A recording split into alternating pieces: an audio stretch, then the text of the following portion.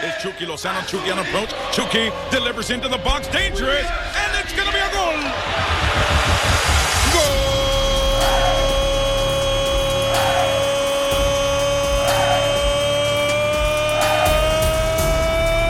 Jeppe Tverskov!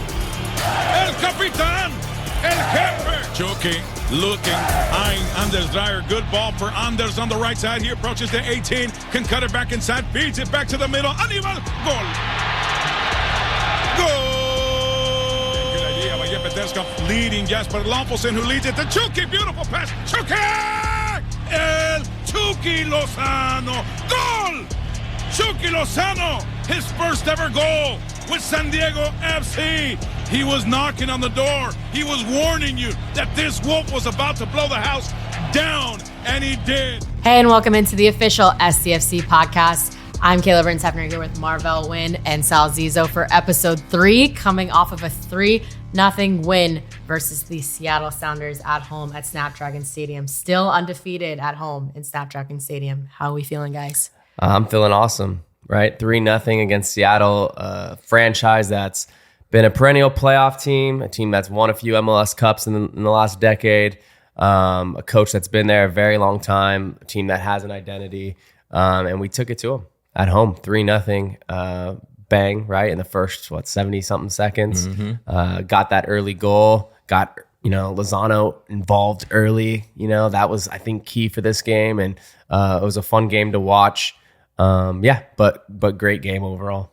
Yeah, talk about a start to a season. I mean, especially in these last 2 games, 6 goals in the first half. That's kind of insane. But we can't forget our defense. So a shout out home. So congratulations to our defense back there. Yeah. Third shutout of the season. A lot of threes in the last couple of games. So another thing I saw was, we played a little bit differently than what we're used to. It wasn't completely different, but it seemed like we were a little bit more direct, and that might have been Lozano getting more involved. I mean, whenever he was on the ball, he looked to goal immediately, and even a quick corner, got straight to goal, get yourself an assist.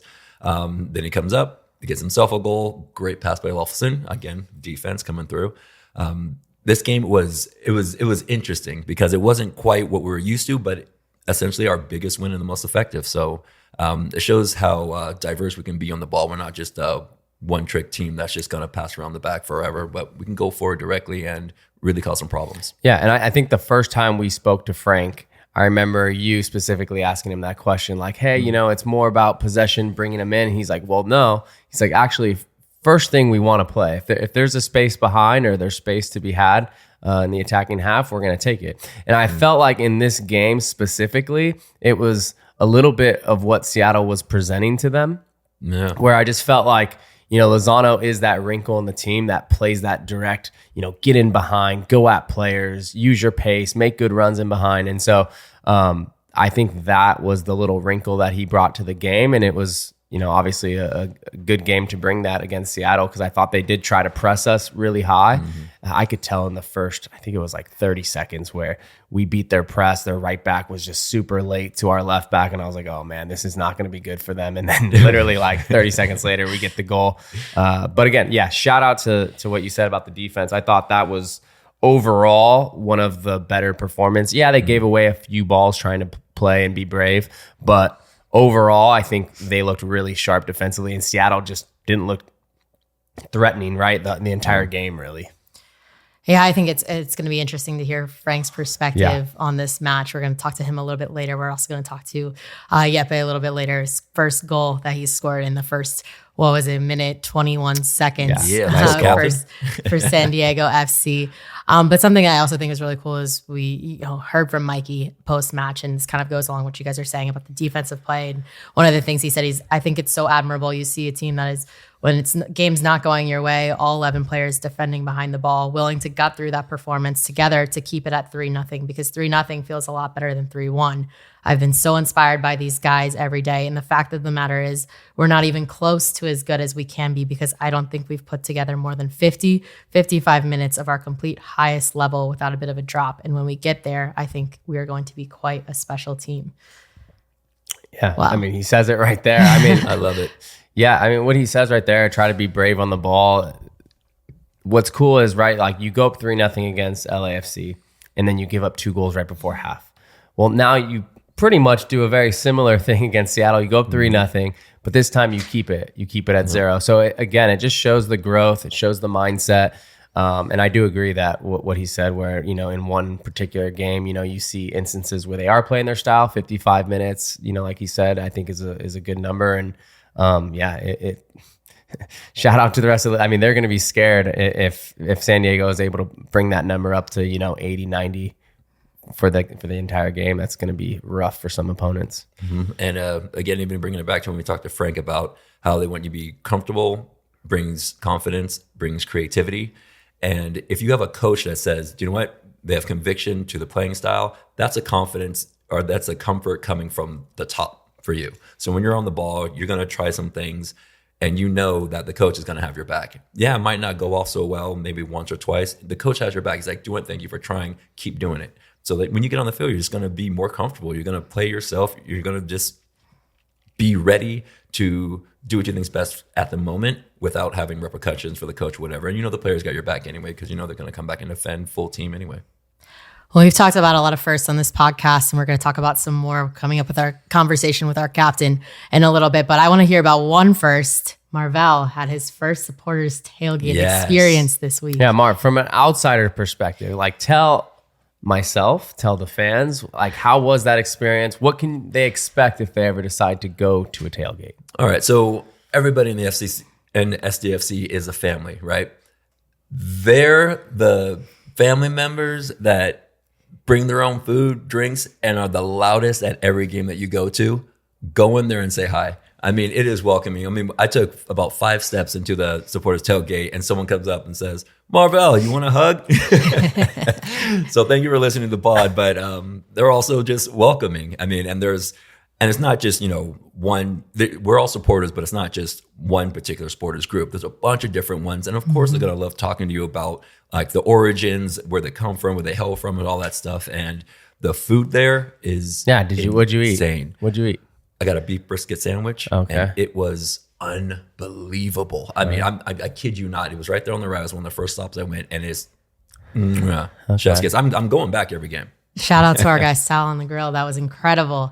If you haven't checked out the supporters tailgate, or if you haven't been to any of the pre-match festivities before a San Diego FC match, please go ahead and check them out. It is an incredible experience to get to be a part of, and really special to be able to get to interact with this fan base. We're going to have so much more for you guys. We're going to have a conversation with Jeppe Tverskov, as well as some insight from Frank Yordir, assistant coach for San Diego FC. Please stay tuned. Hey everybody, this is Darren Smith. I host a radio show called SDFC Midweek Live. You can hear it Wednesday nights, 6 o'clock on San Diego Sports 760 and anytime on the iHeartRadio app. Join me, Adrian Garcia Marquez, Warren Barton, SDFC players and staff. It's the only hour on local radio dedicated 100% to San Diego Football Club and the beautiful game. All right, we're here with Jeppe Tverskov, midfielder for San Diego FC, captain for San Diego FC. Welcome to the show. Thank you. Give us a little bit of background, how you've gotten to San Diego and what your career has been to this point. I've been playing in the Danish Superliga for almost a decade. I think actually a decade. I started a little bit late playing football in general. So I didn't go so much through youth academies and stuff as people usually do. But ended up after gymnasium, as it's called, after I was 19 to started really going into football. And that's why it started a little bit late for me, I think at 21. And then I've been, from 21 to 31 in the Danish Superliga. And latest club there was FC Nordsjælland, the Right to Dream organization, one of those clubs in that organization. And from there to here.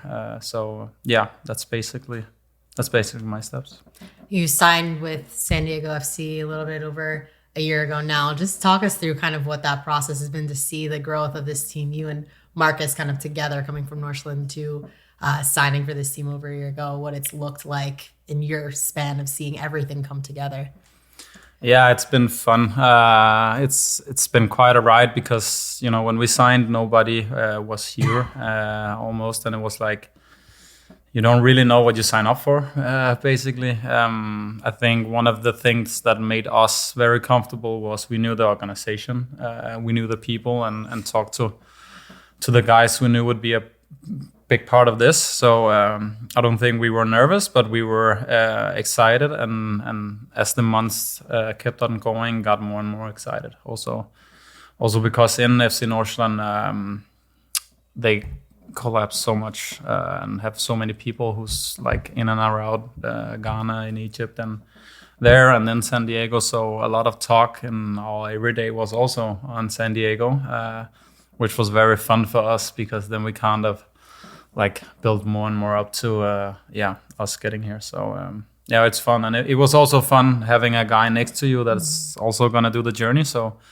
you don't feel like you're kind of in a team alone where everyone knows you're leaving, but we had the same pathway or route, you can say. Going back, so you were in the Danish league, you said, for 10 years, right? But your final 2 years were with FCN. So did you grow up in that Right to Dream Academy more so, or was it they saw something in you that kind of fit the mold of that type of player, and so they thought you'd fit in well, you did well, and now they wanted you here, pretty much? Yeah, that's more the second. Yeah, okay. They've always been known in Denmark for playing a lot of young guys and bringing in young guys on an early age and giving a lot of trust to people. And when I signed, I played the 1.5 year because the season stops mid-season for me to go here, but me coming in at around 30 is like odd. Not odd, but like they have 1, 2, maybe 3 guys who's like that age, and then the rest is 18, 20, 21, 22, So I wasn't in the kind of the model from young age, but I kind of see myself fit pretty good into what they would expect of me in there, because I was also captain of my old club in Denmark before. And they wanted kind of those leaders within the team to help the young guys around, and that fit quite well for my position at the time. Yeah, that's what I was going to kind of ask. I was going to ask, coming here, what did you know about San Diego as a city itself before coming over here? And also, did you believe that with the Right to Dream being here, that you were going to come here and potentially be that leader and end up being our captain? No, I didn't know anything about captain, but I knew like it was pretty easy to me, and also with Right to Dream, to see like they want to do it a certain way, because they do that very much in Denmark, and it works very, very well. So young people at so young age come in, and just from day one, they start, and they're just able to shine almost from day one. And it's kind of being from, I've been in other Danish clubs, and it's almost the same every year in the summer. It's like if you play FC Nordsjælland, one of the first 2 or 3 games, it's like you see 6 or 7 new guys like you've never heard of before, and you're like, we're gonna smash them. It's the same every year, and it's like, where are they getting these guys? Yeah, and in the summer it's always like the experts are like they're gonna do it's gonna be a tough year for Nordsjælland. They just sold a lot of guys and stuff, but every year it's the same. They end up doing the same, and after a couple of matches, it's like, oh, that's a great team again this year, So for me, it's I saw I know getting into a whole new team and stuff here is kind of like you never really know, and I could also feel coming here that people are like, expansion team. It's like it's not always easy. A lot of guys from start, but I kind of knew the way that we would play would benefit us a lot in terms of getting a possibility to get together quite quickly, and I think we have. Yeah. So talking about you as a player a little bit, when I watch you play, you're so calm and smooth on the ball, and you rarely lose possession. Is there, obviously you take pride in that because you do it so well, but was there a player growing up that you kind of looked after, or you like to model yourself after? No, it's like I think I had Steven Gerrard as my idol, but it's not like he's not that type of player. Yeah. But I think like for me especially, and I played a little differently in my other clubs, but here in Nordsjælland and in Right to Dream and here, it's like they kind of mold you into like what's what's good for the team and what's like what's needed in that beneficial. position. Yeah. And I feel like also the older I've become, it's more like I have responsibility for some parts of course, the build-up, but also defensively being, and I see that's very effectively here because a lot of the other games are like this, you know, and if you lose your whole midfield, it's often gonna go like this. So I've also been holding a little bit back on myself because I know that it could be good for us to have a little bit more stability on not losing 6 guys in the the transition, right? is super important. But and the way that this team plays, it's always good to stay calm under pressure. And having your demeanor in there, it's almost as if you're more comfortable having a player on your back with pressure than without. It's almost like if they told you to turn, you'd be like, I don't want to do that. Because the play's off to the side and you just get out of pressure. I mean, it looks great, man. It's great. It's great having you there in our engine room. Thanks, man. And you're 32 now, right? Yeah. So, at 32, I know my career was starting to wind down, but yours looks like you can play till you're 36, 37. You're like a goalkeeper on the field, man. I mean, I think in like this type of playing style we have is it's beneficial for not just me. I think like a type like Anibal also. Like I think he can live longer playing this kind of football. So it's nice. Makes sense. I know you guys came in together and you have a great relationship. We have a clip of Marcus. We asked him in the beginning of the season. We asked you the same thing to speak on Marcus and, you know, what you would describe him as. I think we were talking about how you are a calm player. Brings up this point is what Marcus has said about you, but I just wanted you to take a listen to this clip and what he also has to say. Yeah, but he's a calm, clever guy. Great holding midfield type. Little note about him sometimes off the pitch that he is a funny guy that can forget his stuff once in a while. So he has this mixed personality that he's always so professional and clever and know his stuff, and then other times he messes around and stuff. So I what you say, point him a little bit about that. Yeah, he might be true though. Like, Marcus is so different, you know, in that terms. Like he's so strict with everything, and now we always last 1.5 years we almost did everything together because we came at Northland at the same times, and then after us both knowing we go here and stuff, it's like we maybe been a little bit too much together. We heard a little bit about you guys like to hang out together. So even maybe as a pre-game ritual, you guys like to go out and find different coffee shops, hang out. Yeah, we do. Like we both like to drink coffee. Been also now we got it in here. This is the first day when we came here. We said like we need proper coffee here and stuff. So you go. He got a coffee shop in Denmark, you know, also. So Right. he's very big into it. So yeah. You ever drink of choice? Is it a latte? Is it a cappuccino? Is it a mocha? Yeah, but it's like here it's usually in Denmark we did flat whites, but here it feels like some of the measurement for the cups is quite different than Europe. So we need we took us some time to figure out what the right, like if we went to Starbucks and said flat white, we got this size, you know? America. Yeah. So but we're there. And you're a big Settlers of Catan player? Yeah, I hear? yeah, true. Okay. You know that? I do. It's kind of goes around in the MLS a lot. Like a lot of the guys have played it over time. Also, there was a game in Denmark called Partners. We also played Very popular. Yeah, it's good. So I had a player I played with named Benny Fallheiber. I think he played it 1 year in Denmark.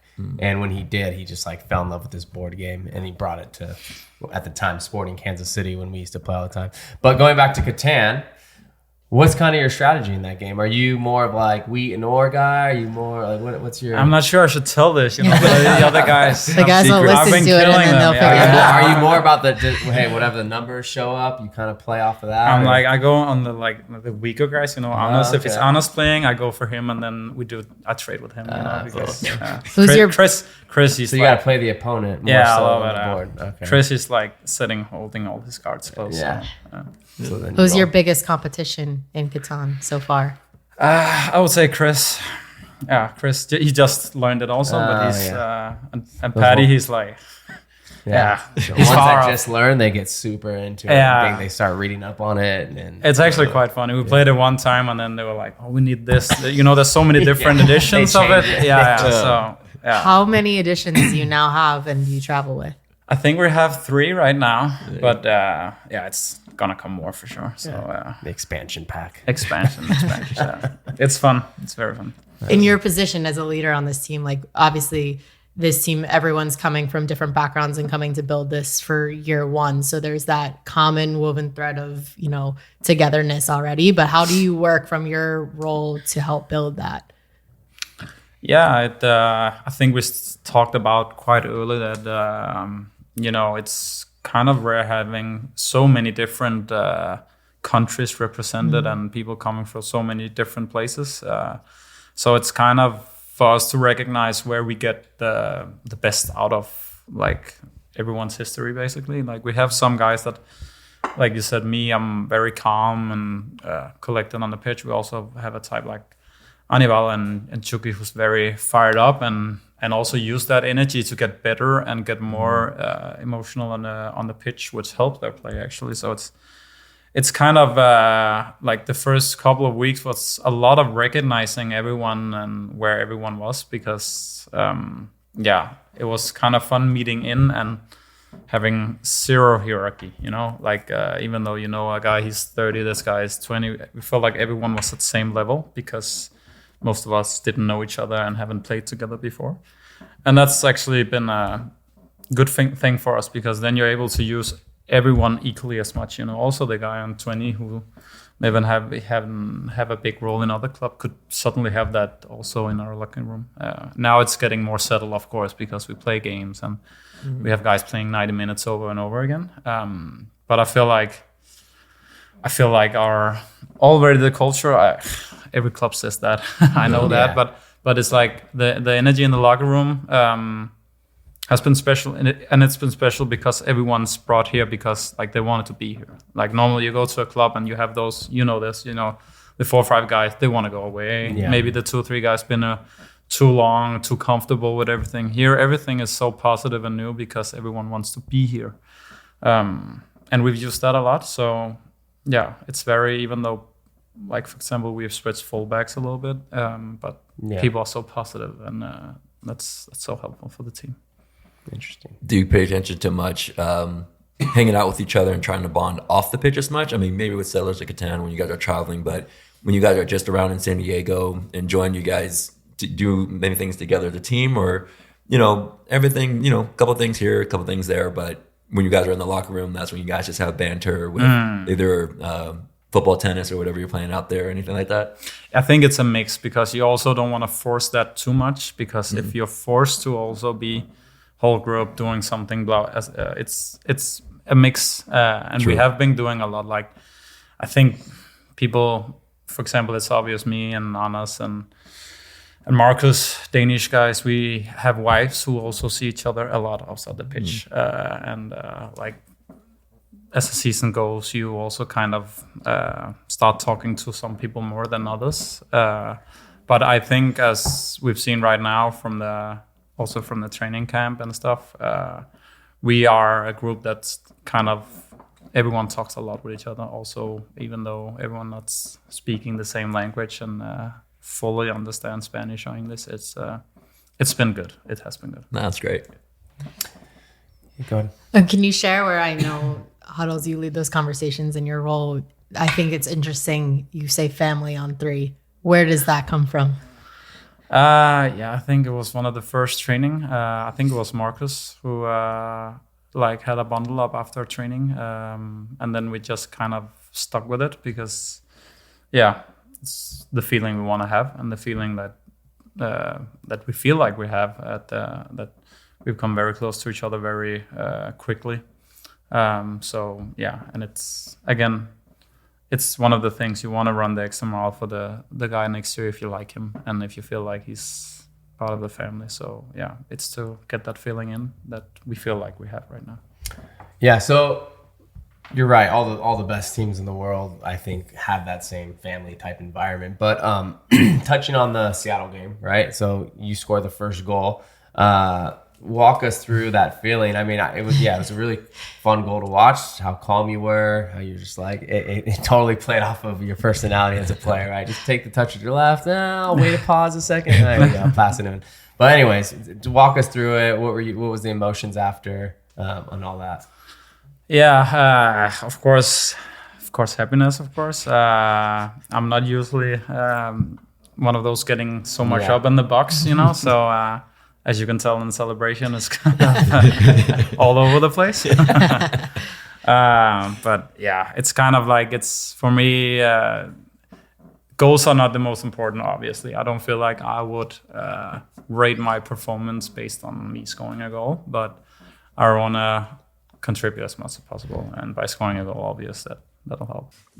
Well, the way this team's been performing, you can't forget about the shutouts. Having you back there, we know that there's a level of confidence having you out there, being able to get a ball in and being able to get out of pressure without any worry. So I don't know how much pressure you feel more offensively or defensively when you're playing this game because you're virtually an end-to-end player. Yeah, I think when we build up, it's actually offensively, right? Because we want to score goals by building up close to goal and attract and then score.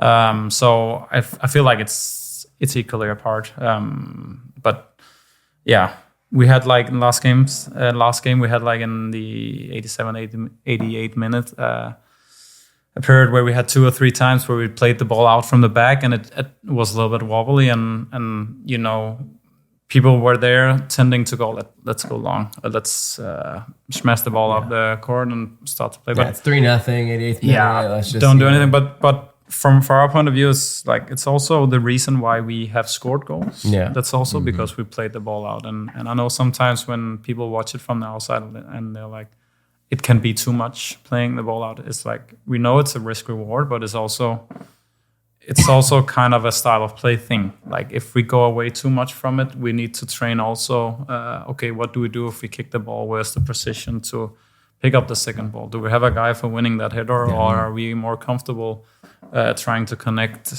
closer to our own goal?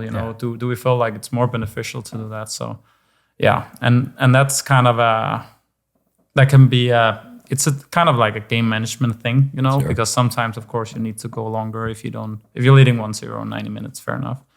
But there's a learning in that for the whole team that like kind of remembering when you're a little bit wobbling and you feel like you missed a couple of times that it's like still like, but that's where we are better than the other teams, like we feel like we're comfortable in those. So yeah. Sure. Yeah, makes sense. Taking it a little bit off the pitch. Now you've been in San Diego for some period of time now. What's been your favorite thing about this new city for you? I think we knew coming here that this being so big and so diverse and multicultural city will be like so good opportunities to see a lot of things and taste a lot of things and do a lot of things. So yeah, we kind of look for what the next possibility is to experience something, whether it's going to Tijuana or going somewhere new or finding a new beach or something. So I feel like most of our days off right now is planned to do something new we haven't done before. So yeah, it's been very fun. And that's like, we also had family over now from Denmark and they're like, you're probably going to be here. Stick around here after your contract ends because they can see we love it right now. Yeah, makes sense. That's awesome. Yeah, we're happy to have you here. Yeah, it's amazing. Good to go. That's a wrap. Well done. All good. Yeah, thanks for coming on. Of course. Yeah, thank you so much and good luck this weekend. That's awesome. Thank you. Become a season ticket member with San Diego FC and never miss a moment with guaranteed access to all home matches. Membership starts at just $40 per match, and you get the best value with amazing benefits. Visit San Diego FC/memberships to learn more. Marv actually has season tickets, so that's something you can. True. 2 of them. If anybody has somebody that just wants to go with me, let me know. Because my mom keeps bailing. As the official specialty insurance partner of San Diego FC, Palomar offers standalone earthquake insurance that protects property and peace of mind. It's crucial to be prepared. Visit PLMR.com or contact your insurance agent for a quote. Palomar, reimagining specialty insurance with innovative, creative solutions. Welcome back in. We're here with assistant coach Frank Hjortebjerg for our match preview presented by Alaska Airlines. Welcome back to the pod. Thanks for having me. Thanks. welcome. Great to have you. So before we get into kind of previewing Colorado, we'd love to hear just your thoughts on the match versus Seattle, 3-0 win. What can you tell us about the performance? It's a bit of a mix, I think.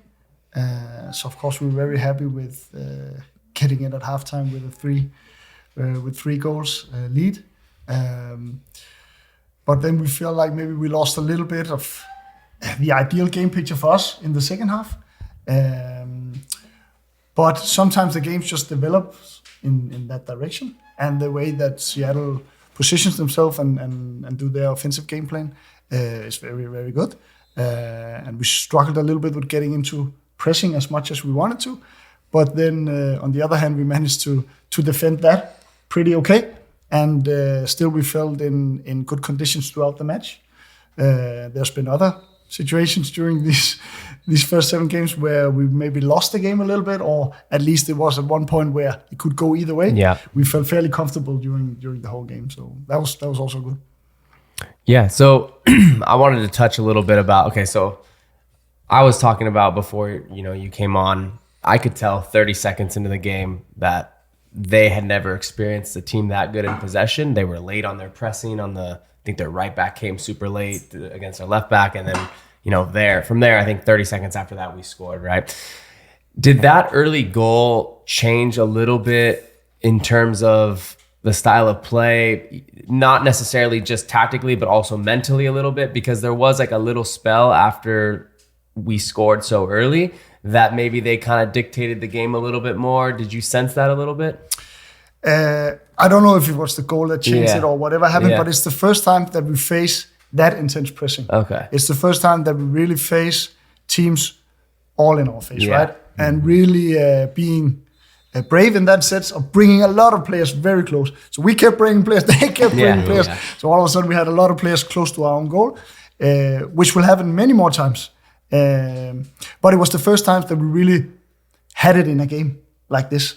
We can try to recreate it in training, which we do a lot, but now it was in stadium against a real opponent, to say that. And I think that was just the learning that was really good for us in this game, that we actually got to face this because, of course, some teams will challenge us in our possession. And for many teams, it will be either they do like Seattle is doing, or they go completely back and really protect that space in behind.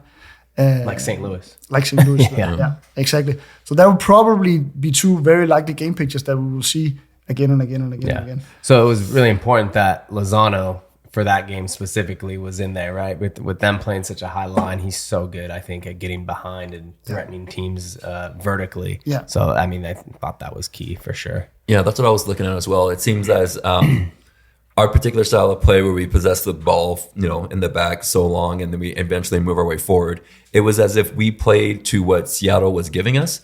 And this time around, we actually looked to get in behind more often, especially with Chucky there being a part of all 3 goals. But Volvesen coming out the back and getting that ball into Chucky as well.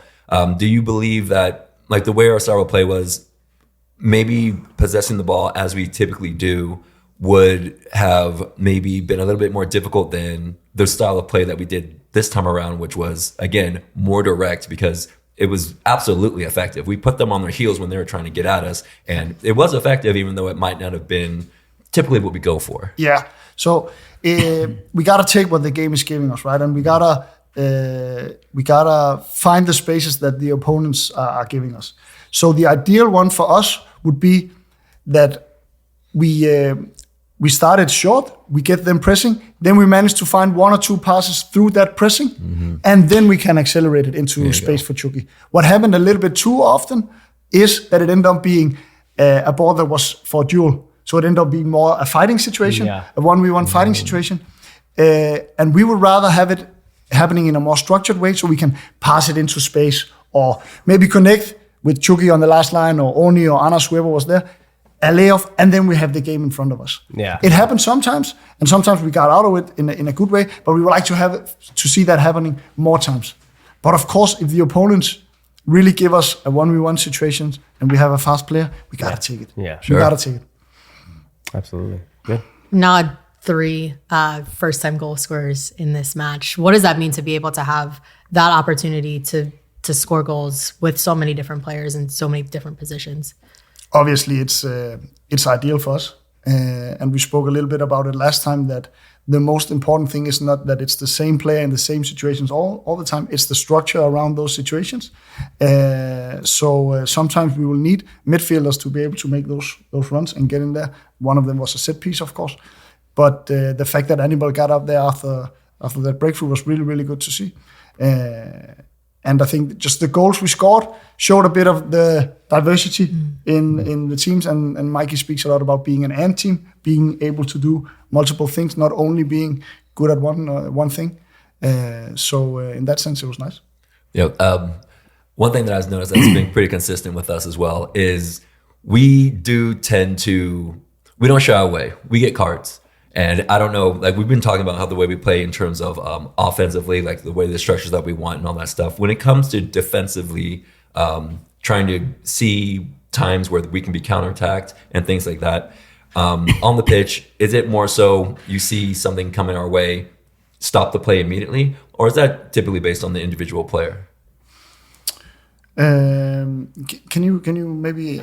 So I noticed that we get a lot of yellow cards. Okay, yeah. We're a very strong defensive team. We're not going to let players just walk by us. Sure. When we're out there training, and I know it's a very competitive environment, is that something that's also taught to, take a player down, make sure that the play doesn't develop on their end? Or is it more so the individual players seeing it themselves and then just making sure that, you're not going to take this in our house? It's for sure something that we speak about. Like it's really, really crucial that you don't get caught out of balance, right? You don't get caught in uncomfortable situations.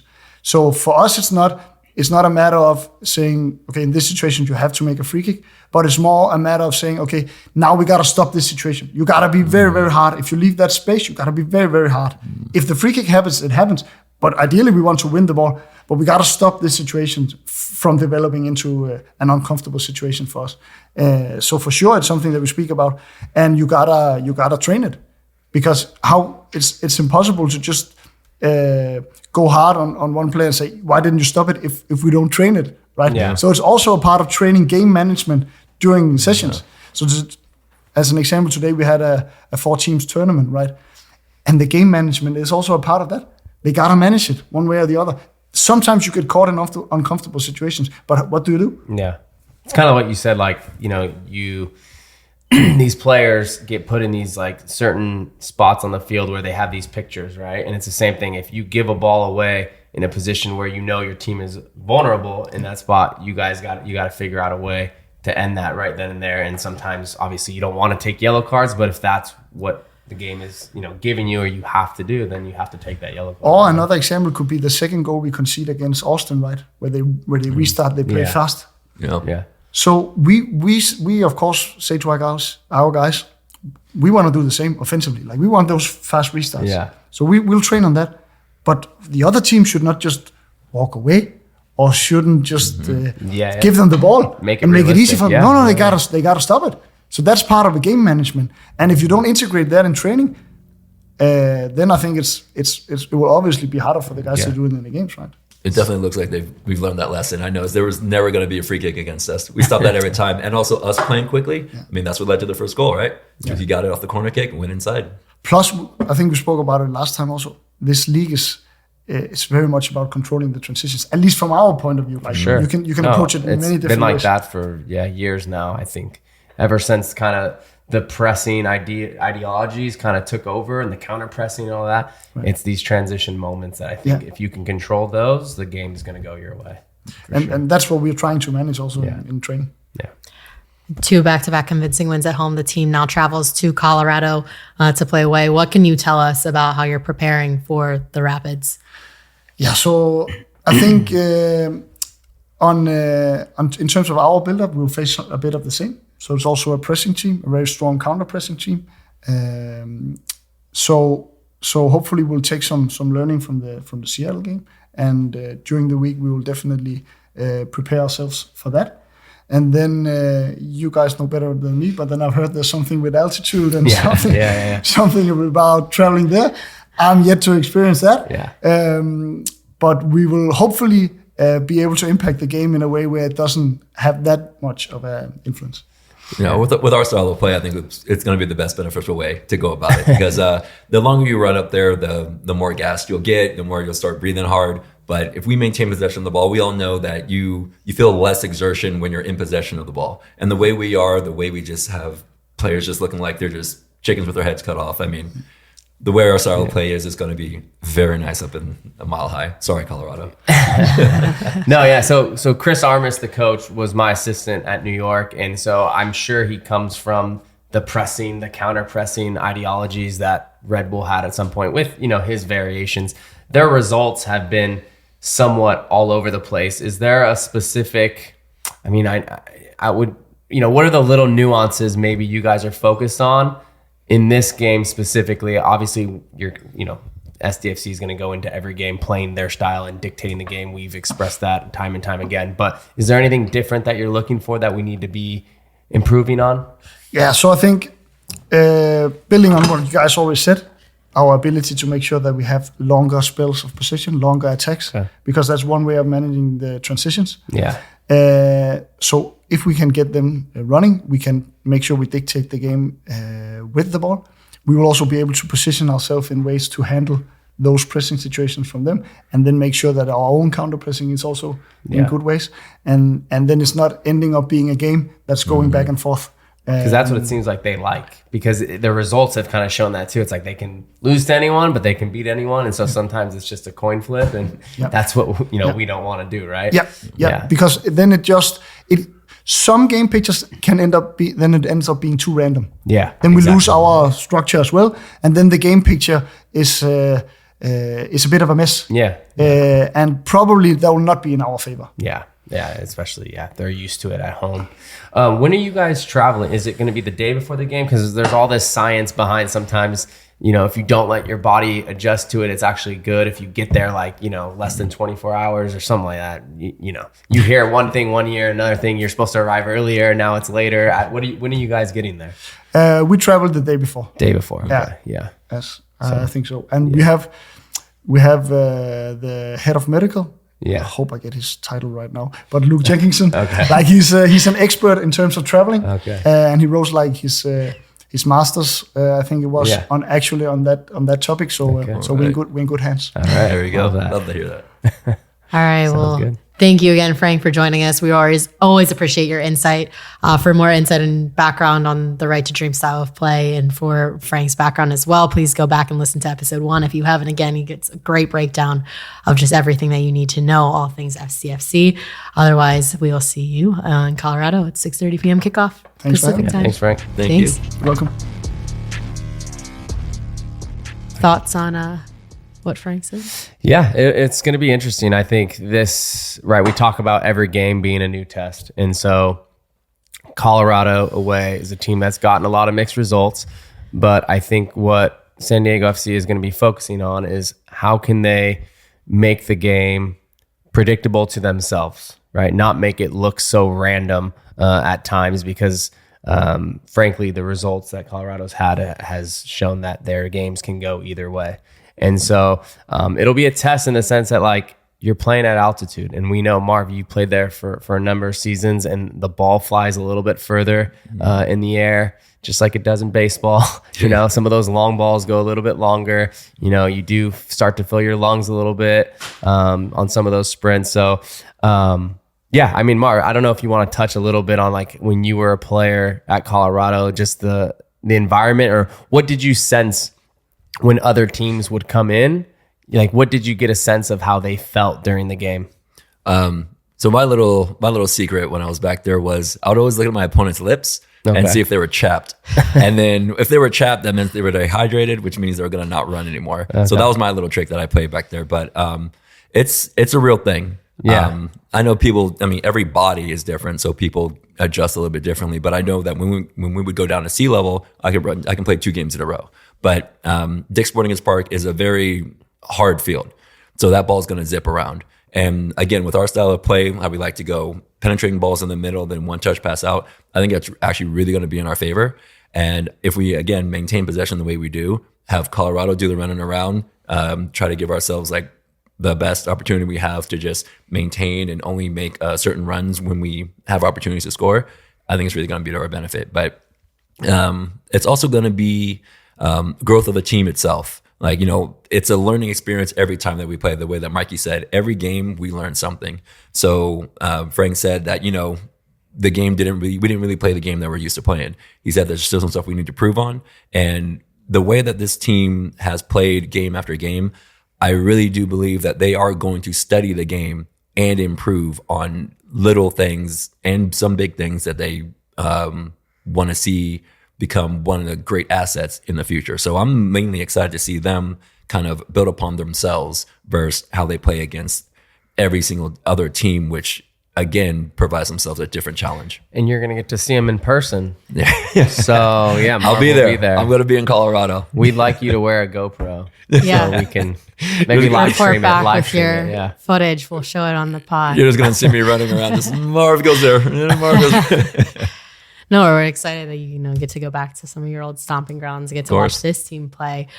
For those who might not be able to go and travel to Colorado, there's going to be some great activations back here in San Diego.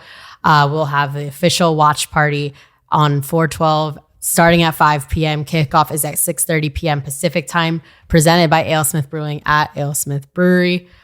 Make sure that if you are going, you RSVP at sandiego.com/pub partner. I know Marvell can speak to. He's been to a few of the watch parties. Just how great of an atmosphere it is to be surrounded by so many fans supporting. Real fun. So make sure that you get on out there. I know there's actually 2 away matches coming up. We're coming off of 2 back-to-back really exciting home wins. We've got 2 away matches coming up. The next one at Charlotte. There's also going to be a block party on 4/19 presented by Dios Azul. That's going to be super exciting. Make sure that you RSVP as well. SanDiegoFC.com/pub partner. Yeah, so many fun things. So many fun Exciting. things. All the fun things. And be sure to follow us everywhere you can. Like, subscribe, share, do what you can. Leave a review. Like Marv said.